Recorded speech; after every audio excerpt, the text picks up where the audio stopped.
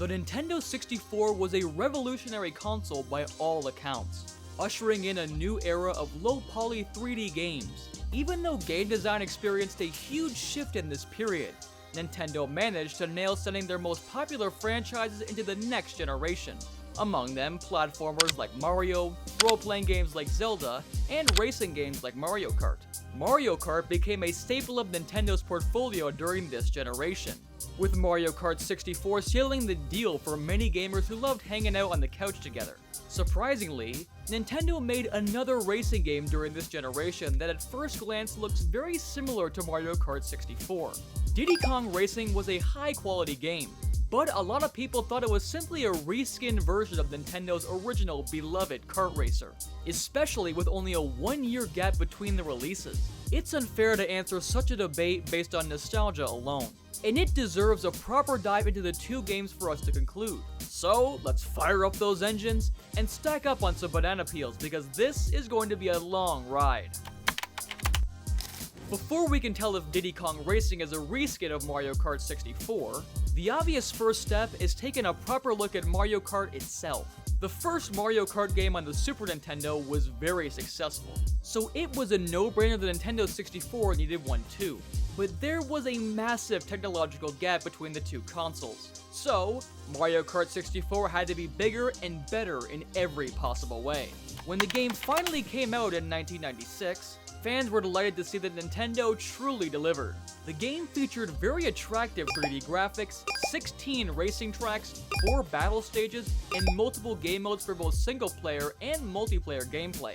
It introduced several mainstay mechanics for the franchise, despite only being the second game, such as drifting and the ability to carry more than one item at a time. Interestingly, the character models are not truly 3D, and instead, pre-rendered graphics were used to give players the illusion of 3D. With a total of 8 playable characters divided into 3 weight classes, there was enough variety to go around that everyone was able to find a character that best suited their preferences. Whether it's the graphics, the gameplay, or the soundtrack, every aspect of this game has aged really well when you keep in mind the game came out more than 2 decades ago. Sure, the more recent games have more features and polish, but many still go back to Mario Kart 64 due to its minimal nature and the nostalgia we all have for it, especially when it comes to the multiplayer mode. So many of us have sunk an unbelievable number of hours in the game side by side with our family and friends. And it's not because we didn't have anything else to play, but because this game just is so good. Even the concept itself is hilarious. We spend years seeing Mario and characters like Donkey Kong face each other in proper video games. Now they just go ahead and throw random bombs and bananas at each other while driving comically small vehicles. Nintendo is silly, and Mario Kart made sure to cement that. The game isn't just loved by a few fans either.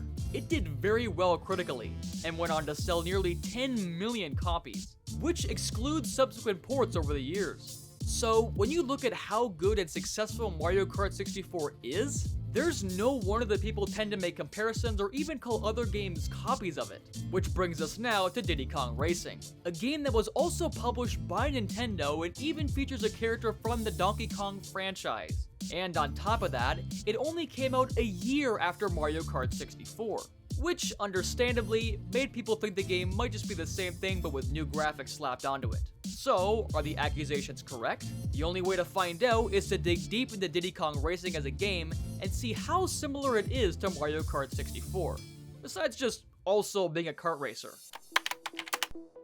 The development history of Diddy Kong Racing is very interesting. In its earliest stages, it was an adventure racing game inspired by Walt Disney World, known as Wild Cartoon Kingdom. It was developed as such for some time, before the company decided to scrap that idea, and instead, they began to alter it into a sequel to a Nintendo Entertainment System game called RC Pro-Am. This sequel would have been called Pro-Am 64, and would have featured 3-wheeled trikes that resembled remote-controlled cars. Development of this prototype went on for some time until Banjo-Kazooie had to be delayed to the summer of 1998. Rare needed a AAA video game for 1997's Christmas season, and they were very aware that Pro-Am 64 didn't have a strong enough appeal to be able to capture the attention of gamers. Thus, they decided to use Diddy Kong as a way to appeal to Nintendo fans. And they surprisingly chose Diddy over Donkey Kong deliberately to differentiate themselves from Nintendo's usual projects, especially Mario Kart 64. People assumed Nintendo simply didn't let them use Donkey Kong at first, but the company has shot down those rumors over time. Eventually, the game did not go through any other concept changes once it was being developed as Diddy Kong Racing, and that's the game that we have today. An interesting thing about Diddy Kong Racing is that it features far more rare characters than Nintendo ones. It introduced several rare intellectual properties before they had a separate game of their own, like Banjo the Bear and Conquer the Squirrel. Timber the Tiger was also an updated design of the mascot that was intended to be a part of the scrap Pro-Am 64. So, during development, the team was not looking towards Mario Kart 64 as an inspiration, nor did they have any access to their resources to use in their own game. They did see Mario Kart 64 as a bar of quality. However, as one of their main goals during development was to make sure that Diddy Kong Racing runs as fast as Mario Kart 64, which was easier said than done since Diddy Kong Racing used true 3D character models, unlike Mario Kart 64's pre-rendered tricks. Now that we've taken a look at both Mario Kart 64 as a game and the development of Diddy Kong Racing, the only thing left now is determining if the latter is a reskin or not. And to do that, we'll take a look at its gameplay, features, and similarities to Mario Kart 64. In my view, the most important factor to note about Diddy Kong Racing is that it's an adventure racing game. It's not just a competitive racing game where you hop into a kart and then drive around laps to win or lose, whether against the AI or other players. Instead, Diddy Kong Racing has a very strong focus on single-player gameplay, much like other rare games. The game features an adventure mode that comes with an overworld. You can choose any character that you like, and then you have to go to 5 interconnected worlds, which are basically just the maps of the game. All of the extra worlds are unlocked by collecting balloons within races, but the last one, Future Funland, is unlocked by beating the final boss of the game. It wouldn't be a rare game without collecting tons of stuff within the world. So, other than the balloons, you can obtain things like secret keys, amulet pieces, and so on. Once you beat all the worlds and bosses, you unlock the ability to replay the game with some differences, and the maps are inverted, similar to Mario Kart 64's Mirror Mode. Once you collect all the keys, you also unlock the Battle Mode, and you get access to its maps by finishing the Adventure Mode for the first time around. The game has a very strong focus on single-player fun, which is unlike Mario Kart 64. Granted, you can still enjoy Mario Kart 64 by yourself if you enjoy the gameplay, but the game doesn't have much to offer besides the regular challenges. Diddy Kong Racing goes a step beyond by giving us the overworld, tons of unlockables, boss fights, and so on. All of which feels like a regular adventure game except you're driving. Some of this may feel repetitive given how much you have to collect to truly obtain all the content. But back when loading a picture on the internet took longer than the average US presidential term, gamers didn't mind replaying stuff as much as there weren't too many distractions as we're coming home from school or work. Another major thing that Diddy Kong Racing has but Mario Kart 64 doesn't are the extra vehicle types. Other than cars, you can drive hovercrafts and airplanes too, which are not just karts with different skins, but rather actually different vehicles that have their own controls and gameplay differences. And of course, that even means the maps you fly in had to be big enough to also have space for the player to go above the ground. All of this variety in the game makes it a very satisfying experience for players who aren't always seeking multiplayer action. On top of that, its graphics still hold up very well today, since it focused on fully 3D environments and character models, which was an insane feat for the Nintendo 64. Especially for a game with tons of players on screen at the same time. It did lead to some slowdowns, sadly, but it made it stand as its own thing, instead of something that just tries to replicate everything that Mario Kart 64 did. While this game truly shines in its single-player content, it does have a very fun multiplayer mode too. It doesn't feel lackluster, and you can have hours of fun with your friends every time you guys decide to race against each other.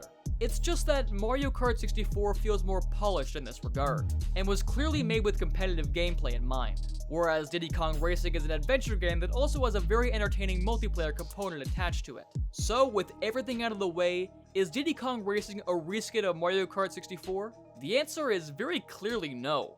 This debate has gone on for a very long time and was even present during the initial reviews of the game back in the 90s. But most of them ended by saying that while it came out too soon after Mario Kart 64, the game is not only far from a reskin, but even superior in many ways. I won't get into which game is better because I believe that both of them are special in their own way. However, it's undeniable that there are many things that Diddy Kong Racing has which Mario Kart 64 lacks. And even the things they share in common don't feel copied or reskinned. A few features are similar, but that can be said about most 2 video games in a genre. There is nothing wrong with taking inspiration or features from a different game because some video games are simply genre defining, and Mario Kart 64 definitely deserves that praise. So, whether you enjoy Diddy Kong Racing or not, it is not a reskin, which makes it very tragic that all of its follow-ups and spin-offs were cancelled after Microsoft bought out Rare. The closest thing we got to a sequel was Banjo Pilot, which was in fact a reskin of a planned Diddy Kong Pilot game. And of course, we have the Nintendo DS port of the original game, that replaces some rare intellectual properties with Nintendo characters. I hope that you enjoyed this video, and I'd love to hear your thoughts on whether Diddy Kong Racing is a Mario Kart 64 reskin or not. If you'd like to see similar videos from me, don't forget to subscribe to this channel, like this video, and hit the bell icon for instant notifications.